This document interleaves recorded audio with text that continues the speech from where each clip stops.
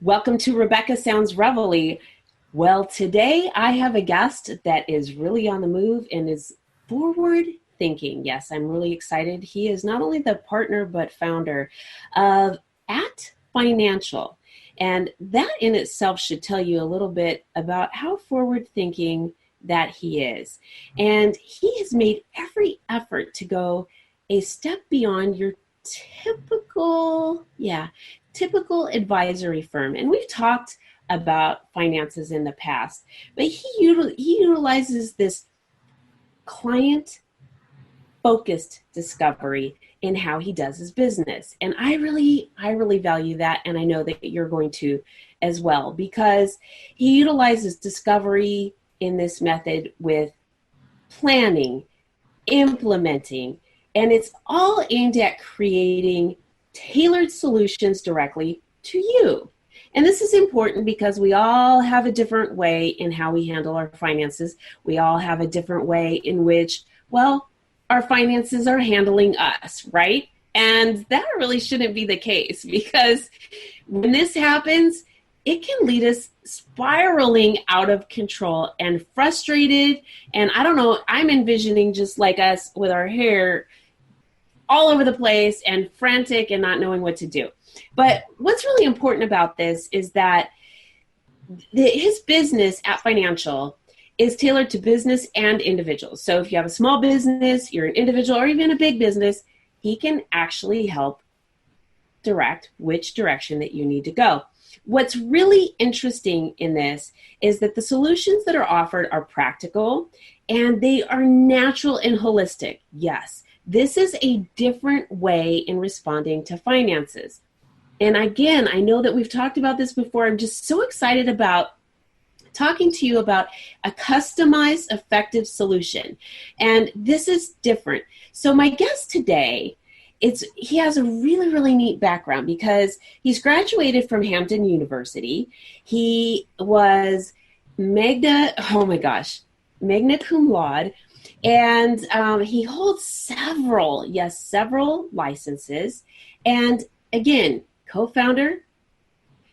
He's also been a business consultant. He's got a doctorate in psychology. Yes. So this is important. Why? Because he's going to understand how we think about how finances are and how it applies to us on an individual basis. This sets him apart and his business apart from other financial investment institutions. And I say institutions because that's like big business, and they're, responding to you in this cookie cut mold, and you are supposed to do this, you're supposed to do that, without taking into account all of these other little factors and how they apply directly to you. So not only that, but my guest has so many different humanitarian working relationships and awards behind him that really also sets him apart. He has contributed to so much research in just examining social dynamics and methods in optimizing. Now listen to this. Optimizing cooperation and efficiency in team groups. This is really important. And he's going to explain to us why in just a minute. So without any further ado, let's bring him on to the show. Welcome, Sam McElroy. Welcome. I'm so excited to have you here today. Yes, thanks for having me, Rebecca. I'm glad to be here. How did you get started in this? Because you have a doctorate in psychology. You just have moved and put psychology into finances, and this is something that is not common. Mm-hmm. Yeah, it's a really interesting background, and I'm really just so grateful to have had a lot of the experiences that I've had throughout the course of my life, because it really has given me a unique insight or a unique lens, I guess, in which we approach what we do with people. But, I talked to a lot of other psychologists about this. And having been in the field, they really understand what I'm getting ready to say. But psychology is such an adaptable field. The skill sets that it gives you can really be intertwined and interplayed in a multitude of different varieties. And so starting out, my background really was in the social sciences. My undergrad degree was in sociology, and from there I entered a doctoral program for psychology, really focusing primarily on clinical psychology. So it was actually working with individuals around trying to just make sense, better understand themselves, better understand the relationship they have with other people, the relationship with the world, and in doing so, help them lead more productive lives, whatever that really meant. And all along the way, through a number of different entrepreneurial efforts, I stumbled actually across who I would call my first mentor, and he was the one who actually encouraged me to get into the field of personal finance. And as I did that, I was kind of working in personal finance and psychology in tandem. And after a while, that where my heart was really drawn, where my passion wasn't necessarily in having a traditional clinical practice, but it was in developing an interconnection between finance and psychology. So being able to look at the psychology of personal finance, but also being able to work with corporations and nonprofit organizations around finance and about how to be stronger from an economic standpoint. And there's so much dichotomy. The more we talk, we'll kind of get into it. But there's so much that really comes into how finance influences the way that we react with our community, with our families, and with ourselves. Oh, that's a really good point, because so one of my first questions, I'm going to come back to that thought here in a second, because one of my first questions when you were talking was, I wonder how many people that when you were doing your research and studying, really the common denominator in some of the challenges that they were facing were finances. And that brings me back to my next question, in that how much of this comes back to our response being based on either income, lack of it, or the pressure based on owing or not being able to obtain. Yeah. So here's something that's really interesting, and this kind of goes back to why we use a holistic model, and it's kind of abstract, so people don't always know what we mean when we talk about taking a holistic view or a client-centered approach, but here's basically what we mean. Too often, I think we look at money as this inherent thing that we want to try to attract, or we want to try to have. But at the end of the day, what really adds personal significance is the things that are practically meaningful for us. Money is always an ends to a mean. It in and of itself doesn't actually accomplish anything. But I, as a human being, have people, I have causes, I have things that are practically meaningful for me. And to the degree that money becomes involved, it either accentuates things that I can do and gives me a broader reach, or it can be, for lack of a better word, a problem or a stumbling block that can trigger a lot of the same psychological processes that can give me issues in personal relationships or give me issues in my workplace or other things like that. And so we have to understand how interconnected it is with us as human beings in terms of how we relate to the world. And that's so interesting. I find all of this so absolutely fascinating. Yeah, it really, goes so much further than that. We talk about a lot of what we do when we work with clients, in a sense, we've stolen from concepts from the field of psychology. And while psychologists that are watching this may say that this is like not really what these concepts are meant for, but in me, for us, it was a way for framing some of the things that we think about. And here's one example. When you start working with family dynamics, there's a model of psychological work called family systems. And one of the core tenets of family systems is the idea that, you may have, let's say, a couple siblings and a husband and a wife, and they come in presenting with a problem that, Johnny over here keeps getting in trouble at school and nobody can control him. And so some models in psychology would hyper-focus on Johnny and Johnny's behavior, but family systems would say that really this function is in the family, in the system, and that they're each facilitating roles that are making this behavior manifest. If we apply that then to the world of finance, I see so often in families and in couples where there are issues or problems or relational things that need to be worked on, but money, in a sense, fills this role of the dysfunctional person, so to speak, the problem child. And so while there's really other things going on at the core, it's easier to focus on the argument over finance or over money because it's something tangible and something that allows them to almost take a step back from the real problem, the core issue. Oh, that makes a lot of sense. And so when you started getting into finances and really focusing on, combining your learning from psychology into this, how far then afterwards was it that you ended up founding your app financial company? It was all pretty seamless. In a way, I can say that I didn't plan any of this. In fact, so much of what happened in my life was, serendipity in a sense, just kind of taking a step forward, things just happening. When I initially kind of got introduced to the world of personal finance at the time, I had a real estate investment company. And I actually was looking for private donors, private funders in a sense, that were helping to fund some of the real estate deals that I was working on. And it just so happened that through a friend of a friend, I was introduced to a financial advisor, and I was trying to convince him that he ought to get into real estate with me, and he ended up convincing me that I actually should get into finance. Throughout the course then, I started really just developing what would be kind of like my own private practice. And we just called it McElroy Financial, and it was focused more on retirement planning and some college planning and some other things. And I kind of got into consulting with businesses and doing some pieces around that also. But there was a realization that the way that the financial industry was moving, I think, was starting to really split from what individuals wanted from our industry. Okay. Meaning that, and this isn't to put anybody down, but I think if you ask anybody, one of the biggest problems they have with the financial industry, it comes down to lack of personalization and distrust. And over the years, I think as an industry, we've earned that.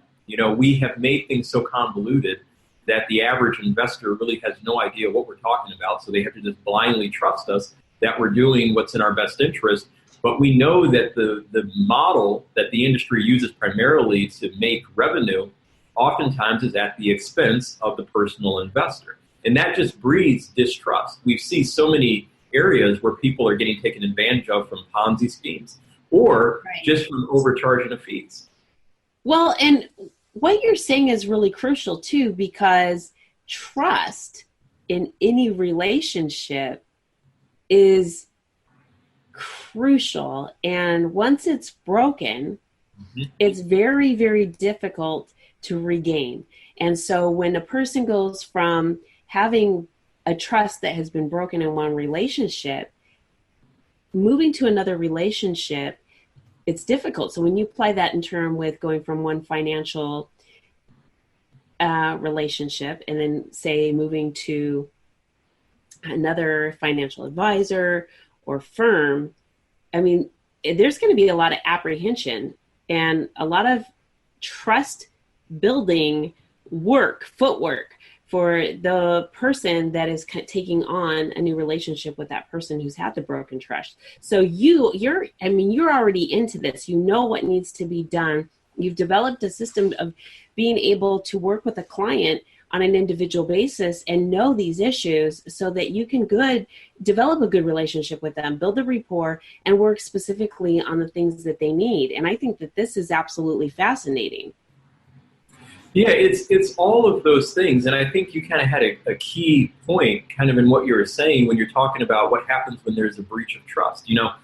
We know that whether good or bad, our earliest experiences tend to shape our paradigms. And no matter how much we want to break free from those, if we don't intentionally try to reset the stage, so to speak, we tend to default to old paradigms and old ways of thinking. And we see this in every area, not just finance, but you can see it in relationships. You can see it, when people have been hurt or abused or whatever else it might be. And the same thing is true kind of when it comes to money. So if somebody has had an experience, whether personal for themselves or whether kind of like a collective shared experience of feeling taken advantage as the collective because the industry has done something that has kind of breeded this mistrust, the question is, what do people do to start to repair their faith that somebody out there in this industry could actually start to help them accomplish things in their own life? And the answer to that is that it happens the same way in finance as it does in our personal lives, that it starts by being centered. It starts by being present with the individual and by putting them first. They have to understand and they have to come to internally believe that it's not just another talking head, it's not just another sales pitch to get them to be manipulated into doing something, but that you actually understand who they are, what makes them tick, what they care about, and that the two of you can join together to collectively try to accomplish that.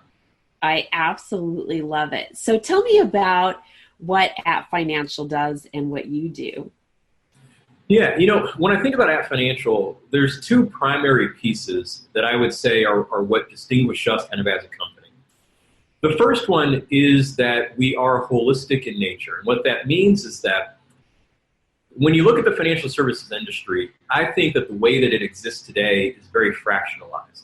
Meaning somebody is going to have an insurance agent who does their home and auto and personal umbrella. They're going to have an accountant who does their taxes, someone who does their investments, someone else who maybe does legal work, and someone else who does their life insurance or health insurance. And all these people are so hyper-focused in their own silo that none of them are communicating with each other and none of them are trying to create this synergistic plan. So what we set out to do is to have a client-focused approach where we have a breadth of knowledge in multiple different disciplines so that when somebody comes to us, we can start first with trying to understand where they are and where they're trying to go, and we can then bring a holistic plan around them that helps to encompass every aspect of what they're doing in a way that pushes forward and pieces aren't working against each other. The second piece that's unique, I think, for us is that I would say that we specialize in what we call retirement income distribution planning. Okay. People talk about retirement planning a lot. But in my mind, and this maybe is my own personal bias, but I think I've seen it enough in the industry that I would say it's true. But what the majority of the industry calls retirement planning, I don't think actually is retirement planning. I think it literally is the same strategies they use when people are trying to accumulate wealth. They just recognize, well, now you're taking money out. But they haven't actually changed a different strategy or a different methodology in how they do it. Okay. So we developed a process called STRIDE, which stands for Strategically Tailored Retirement Income Distribution. And it is a process that we utilize to take people who are retired or approaching retirement and actually lead them step by step through a repeatable process to transition from living off of, well, now I go to work for income, to actually being able to live out of or live off of their resources and assets in perpetuity in a meaningful way. Oh, that's pretty interesting because there's a lot of people who have either been through a situation like the crash here in the economy a few years back, lost all of their retirement. They lost a lot of money on their 401k, and then they ended up having to retire and have nothing. And they're saying, okay, I've got this fixed income now. Maybe it's Social Security or whatever. And they're thinking, what do I do now? Because I still have X, Y, and Z to meet, or this is what I would like to do. This is what I would like to achieve to do whatever, or leave a legacy for my children, or whatever the case may be. And I think there's a lot of retirees or those that are approaching retirement, maybe that didn't even, have the forward thinking back then, or have the means, or whatever the case may be. And they're at a starting point now where they go, okay, I need to do something. But there's a lot of places out there that are telling me that I can't because my debt to income ratio says that I don't have anything extra. Now what do I do? And who's there to help me? Because everybody that I've talked to is saying, I'm sorry, I can't help you. If you don't have an extra $500 or $1,000 a month, and they're saying, well, that's all I get. Where do I go? Who do I talk to? What do I do? And I think with what you're telling me and what you're sharing with the audience is fascinating. I've said that 3 times already because it is. And it is. It really is. I think that it really is so important because it's hitting home with people that have a need and know that you're going to really be able to talk to them and work specifically with their individual situation, and they're not considered a lost cause, or that, okay, well, here you're fitting, like I said earlier, into this cookie cutter thing, and I'm sorry, we just can't help you. That you have a way to work with each individual to help them move in a direction that is custom for them. And I really like that. If you had something that you share with the audience that would help them move forward today. Like if they could just, after the show today, they were going to like, okay, I'm really excited about this. Or I've learned something from Sam. What would you say that could help them feel inspired and ready to move and make a change? I want to answer that by telling a little story, and then I'll tell specifically what I think people ought to do. But there is an organization here in Chicago that we've been involved with for a number of years, pretty much ever since the local chapter of the organization started. And it's a nonprofit organization called Back on My Feet. And really what this organization does is it works with people that are homeless or experiencing homelessness to help them. Really, the end goal is to help them transition into permanent housing, into having a job, into having a stable life in terms of, from an economic standpoint and personal standpoint. But they do it through the power of running. And here's why this is so interesting. What they recognize, and I don't know how intentional or unintentional it was, but what they recognized is that before you actually can start to see the outward manifestation of success, you first have to change the inner dialogue that you hear about what is possible and isn't possible. So through running, they find that they can do things they never thought they could do. And now you have people that were homeless that have gone on to be able to run marathons, and they're recognizing that whether it's doing a 5K, whether it's doing a 10K, a marathon, or even if it's just getting up at 5 in the morning to do local runs, each time they do that, they're realizing their own inner power. And this is the same thing that's true for finance. I can't tell you how many people that I talk to that are reluctant to do anything or to change anything primarily out of fear. And fear binds them, and it holds them in place, and it keeps them stuck. So the first thing, no matter what you think the situation looks like, that everybody really ought to do today, if they haven't done it yet, is you gotta first make the decision that you can change, that the situation can change. If it's good, it can go to great. If it's bad, it can go to good. And you do that by taking an assessment. So you gotta start first by making the internal decision that I'm going to do something. But second, you start by inventorying, where am I? So much about financial planning is really just about plotting a course. It's like navigation. But you can't plot a course to get anywhere if you don't know where you are today. So you start there, and then you start thinking about, okay, how do I apply critical thinking and strategy to plot a course to where I want to be in the future? I absolutely love it. And I just think that you have said something that is very, very powerful. Absolutely love it. So let me ask you, if our audience wanted to get in touch with you and get a custom tailored program for their financial situation, what would they need to do? Is the best thing to call you? And if they're out of your area, do they do video conferencing? Do they start with your website? What is the best method? And can you share with the audience how to do that? Sure.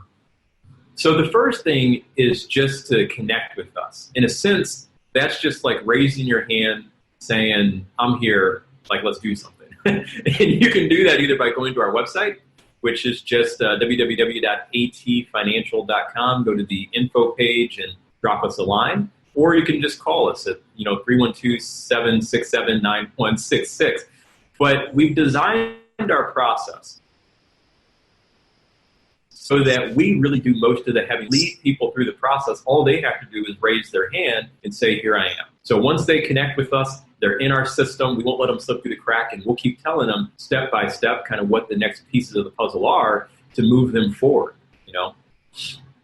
This is fantastic. I want to thank you so much for being on the show today.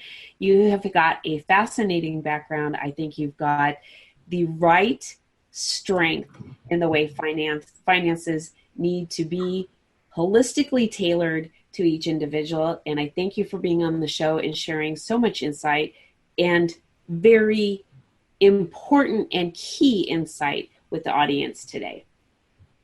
It's my pleasure. I've enjoyed kind of having an opportunity to talk with you about this and to help get this information out. So thank you. Thank you so much. And I want to thank all of you for tuning in today. And please share this information with your friends, your family, all of the people that you know on social media. This is a different approach to finances. And definitely think about the connection that the finances have within you, and also the information that Sam shared in what you can do today to make a change. And you can start that change today by giving App Financial a go at making the change in your area of finance.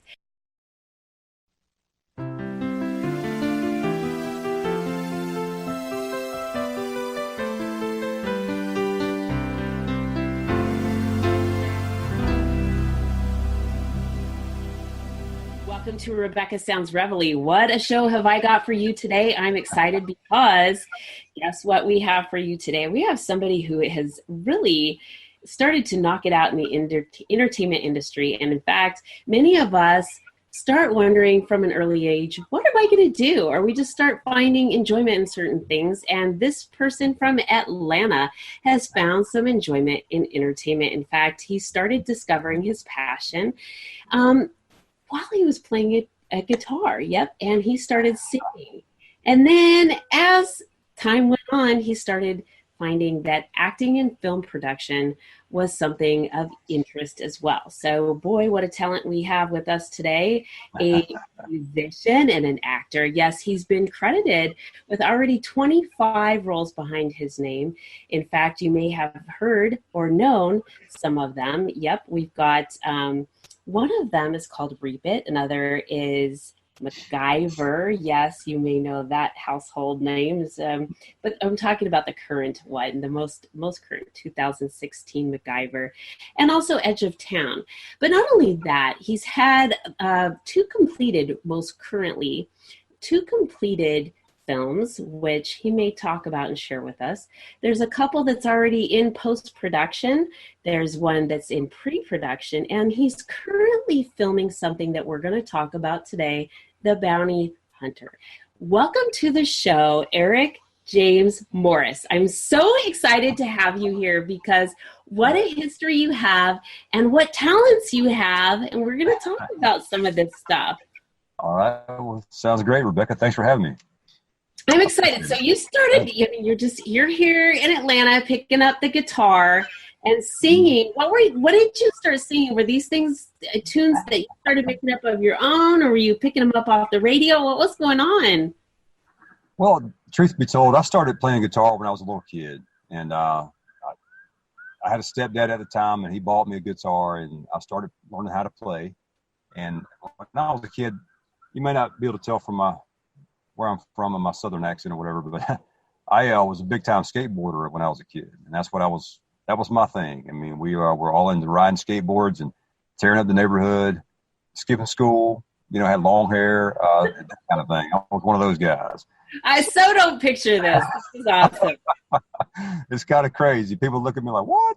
But I'm like, yeah, that was me. And anyhow, I just played a lot of heavy metal, punk rock type stuff. Okay. And, had a little band, and we got a situation here with the cops. I don't know what's going on, but anyhow. Okay, wait a minute. You just have to tell the audience where you are since you said situation with the cops. Oh, I'm still in the parking lot of Dunkin Donuts, everybody. This is awesome. Okay, the irony in it is awesome. Okay, go ahead. Yes, I live in my car. I'm just kidding, but I have before in the past. Anyhow, I was in a punk rock band as a kid, and just had a passion for music. I played a lot of heavy guitar. I got real good at guitar when I was a kid, and I played a lot of those crazy fast solos. We did a lot of death metal and just a lot of just some. That's what we were into, And then I had to grow up, and then I cut my hair, and I got gave up the skateboard and started trying to become a man, a responsible man, that is. So I hung up the guitar for a while. It didn't really fit in my lifestyle. And then I got married young, and I just kind of would beat on the guitar here from every now and then, on the weekends with some buddies or something. And it wasn't until much later in life, in my 30s, I actually picked it up and really gave it a good go again. And I discovered a passion for my country music. I have roots that's kind of embedded from Nashville, and even from my father. He was a big musician as well when he was younger. My grandfather used to play up in Nashville, and they had this thing called the Midnight Jamboree, which is Ernest Tubb Midnight Radio. I think they still do it actually. All did know, but he would actually go to those and play. And a lot of the big legends of today, he's played with them guys, and they had what is called these barn jams. They would meet up in these weird barns and just have these hoedowns, whatever you want to call them, And he was a player. He loved it, and he was big in the country music thing. So I've kind of followed in his footsteps, and I enjoy country music myself. I sing and play it, a lot of it. I also do old rock and stuff like that. But I started playing locally out at bars and restaurants and started really making a go of it. And I got to where I was really busy. It started consuming my life. I played out all the time. And one day, I'd have sometimes a duo. Sometimes I'd do some things with a band. Even went to Nashville and cut a little album once. I don't even want to talk about that, everybody. It did turn out like it planned. But I did go, and I tried. So that was a good experience. I learned a lot. And so now I still play. I'm playing a festival here in a couple weeks, which is kind of cool. I cannot wait to hear this, because I know that you're going to put it on Facebook, and you're going to – because I love the videos that you put out already, and we'll talk about that here in a little bit. But what a versatile genre repertoire that you have. I mean, from punk to, just rock and country music. I mean, so this is, the versatility is fantastic. And so then you went from there into film. And how did you, transition from doing music into film? Well, it's kind of a weird story. My son, who is a little older now, he when he was a young teenager, he had an interest in it, trying to be an actor. He wanted to try. So we tried to make that a reality for him. So we went and got his headshots, and I got him with a little agent. And when you're a minor, you have to go on set with them because they're underage. Right. So little roles here and there. Made a lot of featured background stuff because he didn't really have a lot of acting experience.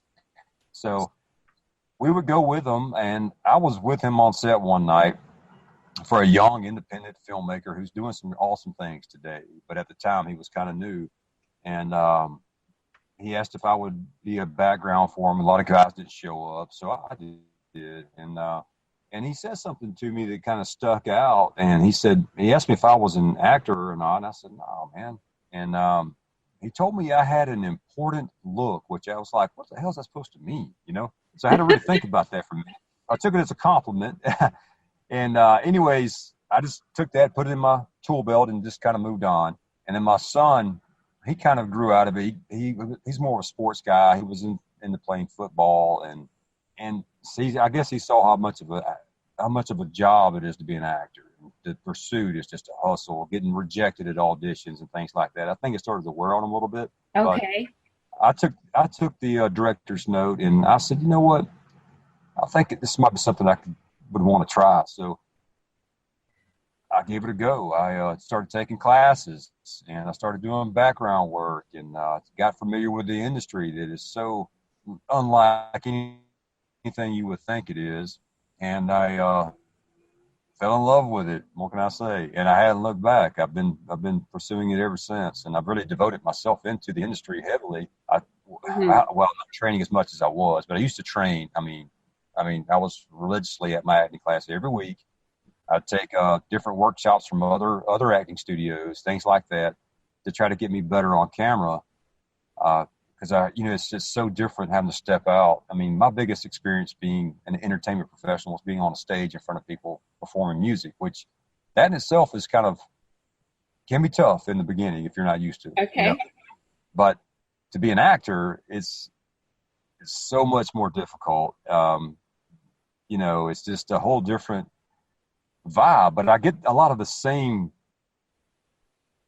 benefit from it for me as an artist. It gives me back what I'm looking for, and that's why I love it so much, and that's why I pursue it every day, because the industry is tough. It will beat you down if you let it, and a lot of people give up because of how hard it is, and it's just not what they thought. They don't see the results right away and all that kind of thing. You gotta invest in yourself, and I am a business owner too, so I get that. And as an actor, that's a business for me as well. So it's an investment what I do, the time I spend, the classes, the money, everything that I spend into it, traveling out of state for hardly any money to do a role, it's all part of the process. And I know that, and I accept it.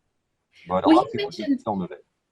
You mentioned two things that I really want to point out for the audience, because I like to leave them with things that will help them, really shape their direction. And you said two things, and that was invest in yourself and never give up. And I think both of those things are crucial to really having us fulfill our dreams, whatever that is. And even if it's just having peace at home. Mm-hmm. And that's really important. Another thing that I want to talk about too is when you're pursuing your passion, your interest, which you're doing now, it doesn't mean that you just can immediately give up everything else around you. You still might have to do some other things, and you're a business owner, and you have to continue working really hard at that while you're still pursuing your passion. Tell me a little bit, and tell the audience a little bit about what you do with your business. Okay. Well, my company's called Morris Environmental. We recently, for this year, we shaped up the name to just Morris Enviro. It's just easier to say. That a lot of people cannot spell environmental oddly enough. I mean, I'm like, really? The N before the M, but a lot of people just don't get that. So when they try to send me an email, they misspell my damn email. They misspell my email all the time, and I'm like, man, dadgum. So we changed it to Morris Enviro, which is just a lot easier and shorter. But Morris Enviro, we're a waterproofing company here in Atlanta, Georgia. We do waterproofing for your home, basement, crawl space. We also do some mold remediation as well. Kind of goes hand in hand with our process. We also do commercial spray applied roof coatings, waterproof coatings, things like that. But yeah, we're a waterproofing company. And I have a background in construction. I've been in construction my whole life. Back when I was a punk riding skateboards, I used to clean out framing houses at residential projects that were building framing houses, and making like $5 an hour, cleaning up job sites, blowing up paint cans and things like that. That's where I started. And then I grew from there to becoming a senior field engineer, building high rises, $200+ million projects. I never went to college, but it was something that I knew I wanted to do. And it goes back to what we were saying, is that I wanted to learn how to be that guy. I'll never forget one time I was on a job site when I was about maybe 19 or 20 years old. And I was shooting grade, putting in some footings, had a crew of guys. I was like a lead carpenter guy or whatever you want to call him. And I watched this guy, and he had a tripod, and he kept writing these little notes in his little orange book, and he had the long hair with his hard hat on backwards. I was like, who is this guy? You know what I mean? And they're like, somebody said he's an engineer. I was like, okay, that's what I want to be. So, and I took the steps, and it just kind of all came together. I happen to be really good at doing layout and reading plans. It's something I'm just naturally good at. I don't know why. And so I started applying myself for that, worked with some great engineers, taught me a lot, and went and bought my own books and used to spend time at Barnes & Noble reading about it. And I just became good at it. And but I graduated out of that. I don't make a good employee. I mean, I'll be honest with you. I'm made to be a business owner, because I don't do well. I do well as the head, not as the follower. I just don't. I have a tough time. It's not that I'm anti-authority. I just have a tough time really working for other people and doing things their way when I know it could be done better. And you have a vision. Yes, and it's hard when you have a vision to be limited on that, because people put you in a box and you cannot use creativity or even ingenuity in something that you can do more efficient or whatever the case may be, which I want to share with the viewers. You have developed a way to share some of the things that people can do with your services by utilizing video. So you're incorporating your acting and visualizing with your current. I mean, this is fantastic with your business, with your acting business, and you're merging them with your current, Morris Enviro business, and I love it. I mean, not a lot of people will do this, and I happen to love scrolling through my Facebook feed and knowing that I'm going to to see something that I can use personally. And it's really hard sometimes when you're thinking, okay, how can I do this on my own or just get educated about this? And here you are sharing this information, and I love it. And you're good at what you do. And, I mean, you're a natural. Somebody already told you this. And so this carries very well into your other business. So speaking of film, you're currently working on a project, The Bounty Hunter. Tell me, because I've seen some pictures on the Facebook movie page, your actor page, Right. of your Bounty Hunter, you being on set. So can you share with us a little bit about that? Sure. Yeah. The Bounty Hunter it's an independent project, but what's really cool about the director. He has a little company called BWC Films, which stands for Bravo Whiskey Charlie Films. It's a veteran organization. He is a war veteran himself, the director is, and he tries to incorporate as many veterans as he can in his projects. So that's kind of cool right there alone. I was in the Air Force, and I'm not a war veteran. I used to put fuel in planes, nothing to write home about, but he likes the fact that I did serve. So he tries to use guys like that. Everybody that's in this project is not, don't get me wrong, but the fact that he's trying to utilize guys that are definitely war veterans, combat veterans, things like that, is cool, because it can be tough to adjust to normal life and things like that for some guys. It's been through that. He's one of them. Now, with that said, Bounty Hunter is a cool Western film. It's based in the Civil War era. It's a kind of a love story with a lot of true, Western type shootouts and things like that. Some of your typical Western-y type stuff. My role, I play a guy named Gentleman Johnny. I'm a kind of a towny guy. I'm a clean cut. I'm the love interest of the story. Basically, the girl, her name's Belle, and we're in love with each other, and her father doesn't like me at all. He's like this big town crooked guy that has all the money and control, and he wants to frame me for a murder that I didn't commit. So he hires a bounty hunter to track me down, to have me killed, really. And the bounty hunter along the way discovers that I'm actually innocent. I've been framed. So he kind of teams up with me and a bunch of other guys, and we wind up having a battle with this crooked guy in town with his men. It's a big shootout. And so it's kind of cool. A lot of facts he's thrown in there. It's based on a lot of factual events, things in the Civil War here in Atlanta area. He tries to incorporate some of that into some of the script, like dates and places and things like that, which is kind of cool. He's trying to be accurate with the period. So, and he's done a very good job, even though the budget's not really huge. He does have somebody already that's going to be a distributor for the project, which is cool. It may get reshot down the road. I hope it does with a bigger budget, because I think this Western film has a lot of good potential. And I don't say that about every project, to be honest with you, but so, it's the truth. But this one has a very good script. The story's really cool. I like Westerns myself, and I don't think they do enough of them. So I like the fact that he's trying to do one. People don't do them, especially on an independent level, because they're not easy to do. You have costume, right. You have period correct stuff.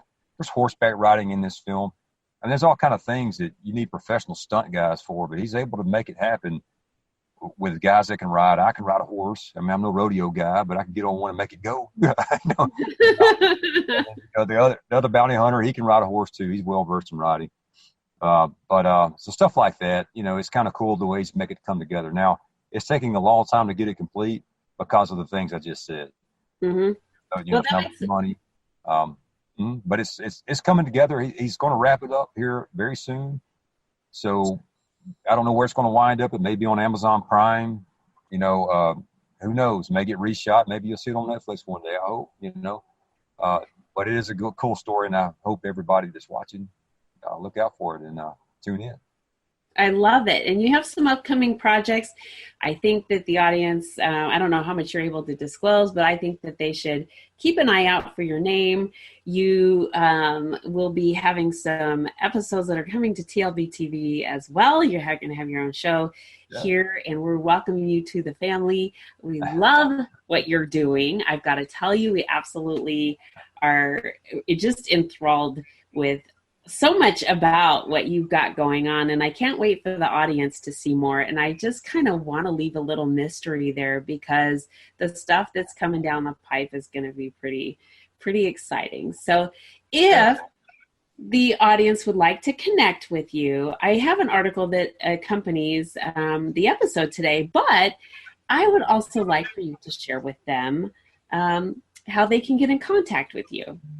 Yeah, well, just find me in Atlanta at a Dunkin Donuts parking lot. I love their coffee. I think there's something in it that's addictive because I can't stop drinking it. I'm like, man, what's in this stuff? Anyhow, I got to say, that was just so classic. The sirens, the Dunkin Donuts. This was awesome. You know, it's just life in Atlanta. You know, it's just, I love the city. What can I say? Well, and me being a retired cop, I mean, it was just the whole thing. It was awesome. Well, on a serious note, I mean, you can find me on Facebook. You can catch me as a personal. Reach out to me. I still have a lot of friendship left. I don't accept everybody. You know, I don't like people to talk about politics. You know, things like that. You know, of course, any naked pictures and things like that, or you know, I get people, you know, all those crazy friends requests. So I really weed out people that hit me with a friends request. I'm not looking to hit the max as soon as possible. I want all my friends to mean something, so I really take my time with it. So if you feel like you're one of them people, feel free to reach out to me. It's Eric Morris, and the number 2 is my personal profile. Of course, you can hit my professional page. It's Eric James Morris, the complete name. You can find me on Instagram. It's Eric James Morris, all one word. Also, check out my IMDb page. It's Eric James Morris. That's my stage name. That is my full name as well. So if you look for me, want to keep up with me, always be sure and Google Eric James Morris, because there is another guy in Los Angeles named Eric Morris, who is a pretty famous heavy hitter acting coach. So that's not me. So look for Eric James Morris and you'll find me. So, but outside of that, that's the best way to reach out to me. And I would love it. All of you guys to reach out to me and keep up with what I'm doing, because I'm working on things and trying to make it happen. So I appreciate any support and any fans that I can find along the way. Well, I appreciate you taking your time to be with us today. So thank you very, very much. Oh, yeah. Thanks for having me, Rebecca. This is awesome. I can't wait to work with you on our instructional series coming up. So I know. Yeah. I'm really excited about that. And I want to thank all of you for tuning in to Rebecca Sounds Reveille. As always, I'm going to ask that you share this with your friends, family, get it all over social media, and definitely check out Eric James Morris. He's got a lot of stuff that he has to share with you, and a lot of stuff that's coming that you're going to want to check out. Do remember a couple things that he shared with you today too. Invest in yourself. Really, really important. And I just can't share that enough. Invest in yourself. I think that's going to be the key phrase for today.